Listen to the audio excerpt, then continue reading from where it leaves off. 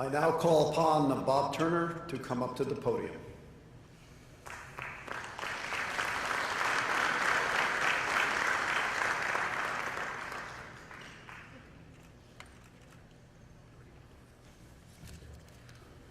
Thank you, Chairman Cox. Thank you, Chairman Rylick.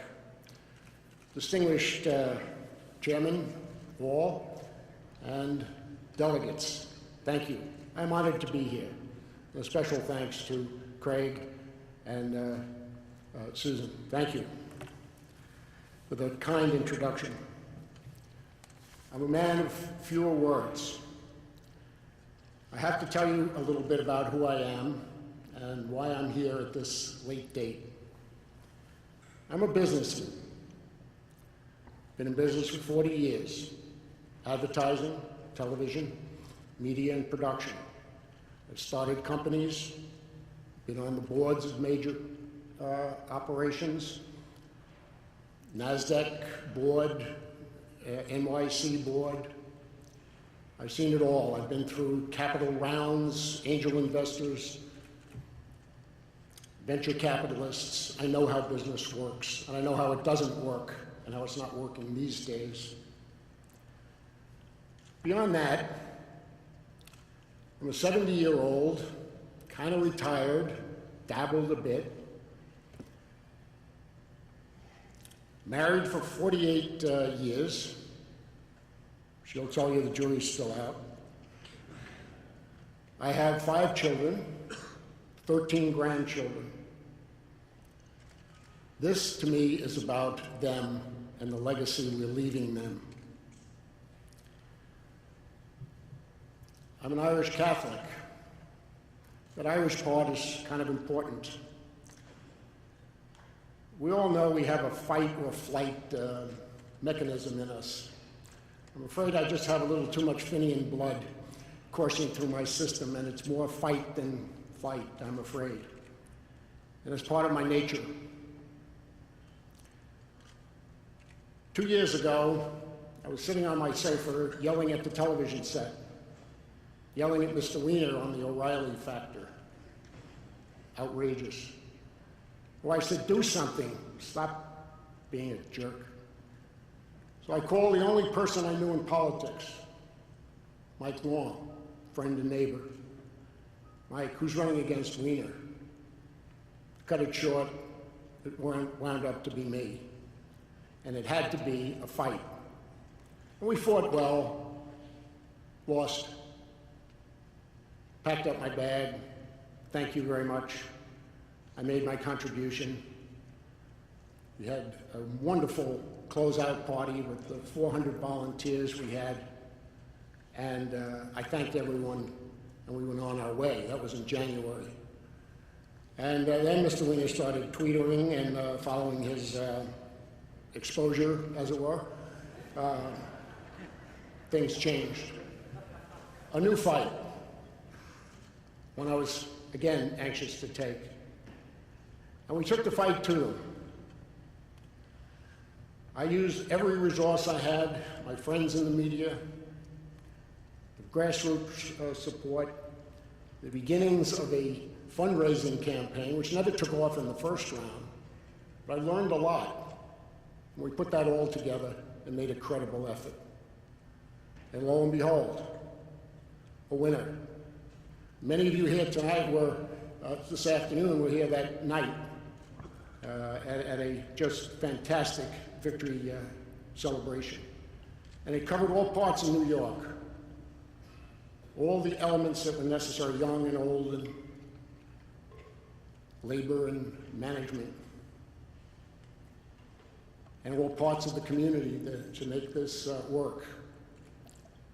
And I've been now in Congress for 5 months, and very anxious to defend my turf and my seat. The Democrats must have felt terribly embarrassed about this win, because they went out of their way to see this wasn't going to happen again. I have no district to run in.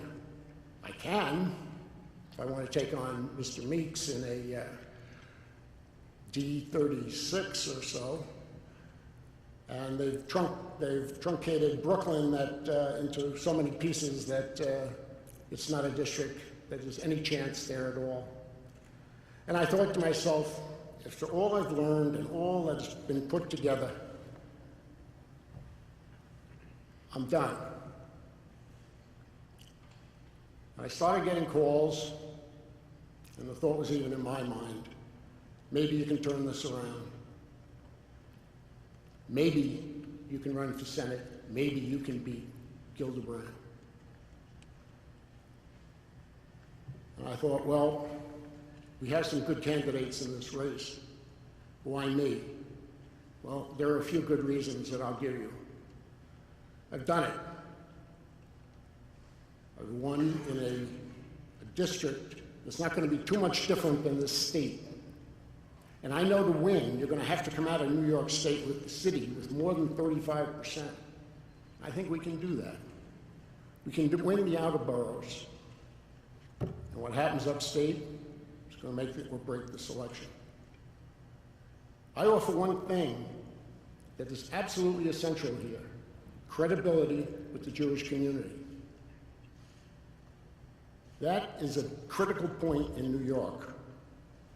I'm telling you, it works. I've been there, and I'll do it again. But more importantly, without being too mouthy about it, I have established some credibility with this win. People know who I am, both in the media and in the fundraising business. If we're in this to win, we need the media recognition, and fundraising. I understand that it will take at least $15 million to win this race. I think I can raise it. The Wall Street people will contribute to this campaign with this credibility. They might not be as generous and vocal elsewhere, and that's something for you to consider. I offer my services because I think I can do it. You are the people that are going to have to decide that. But those are the things I would like you to consider. In my brief stay at the House, the most upsetting thing that I had to deal with was I was there 1 week for the defeat of the balanced budget amendment. I watched the party coalesce around the leadership to get a moderate plan put together that we could sell to the Democrats because we needed 2/3 majority. And after corralling many of the Tea Party Republicans who were essential to this win, we got them in line and voted. 72 Democrats who had said they would do it bailed out on us. No balanced budget amendment. No working together, no compromise. I've been in this House, we passed 30, count them, 30 bills for job growth, deregulation, tax cuts, some of them bipartisan, and they've been presented to the Senate. They are sitting in the Senate right now, a dysfunctional Senate. I was anxious to continue that fight. We have to fix the Senate. How many seats are we away? 5. We can do it. This seat is not considered even in play. I'll put it in play. And with the money we can raise and the excitement we can get, we will divert a great deal of attention here that will turn this around. We need to help the ticket at the top, and we need to help the bottom of the ticket. We need somebody who's going to make a real showing on top for the Assembly and for the Senate. I humbly suggest I'm that guy. This campaign is going to be a slugfest. They're all coming out. Gillibrand has already started, if you've seen online, attacks against me. Why me? I've been in the race less than 72 hours now. She knows this is where the problem will be if she's going to lose. That's what I intend to do, have her lose. And she deserves it. You've seen her. She's come here as a conservative blue dog Democrat. And when she got this appointment and then a nomination, she turned totally on her principles, as they were supposed to be, and her people. She'll be held to account for that. She'll be held to account for the disasters that this administration is doing. We're still spending 40 cents on the dollar borrowed.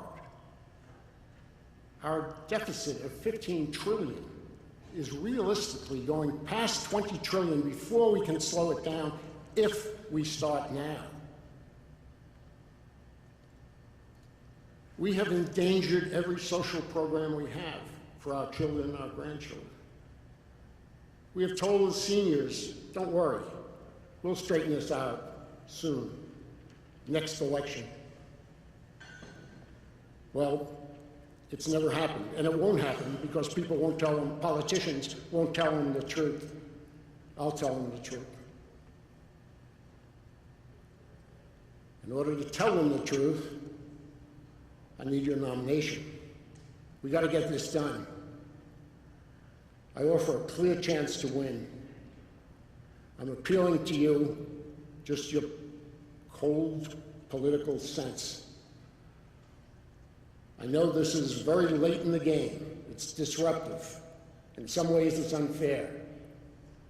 But we have an enormous job to do. This election is the biggest election in our lives. This will determine the course of this country for years to come. If we don't defeat this president, and we have 4 more years of this, just the regulatory problems alone can sink this country. We need responsible people. We need a balanced budget amendment because you can't trust politicians. It's as simple as that. And you know that in New York State. It's worked.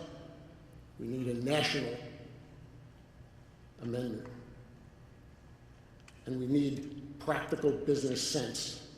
And we need a campaign that is going to focus on jobs and the economy. The jobs right now, this nonsense of a recovery beginning. We have 5 million fewer paychecks being drawn this month than we had 4 years ago. And in that period, 6 or 7 million people have entered the workforce. President Obama is doing a victory lap with 200,000 jobs in 1 month. We're not going to let him get away with that. We're not going to let the Senate continue to be stagnant and unresponsive to any real changes. We're going to hook the responsibility for this on the existing senators, primarily Senator Gillibrand. She can be beaten. We can get the Wall Street people behind us. They are absolutely outraged at what's happening. New York State is getting it in the neck on all the regulatory problems with Dodd-Frank. And we sit on our hands. This is no time for an academic exercise. It's bare knuckles politics. Let's get it done. I need your help to do it. God bless you and thank you.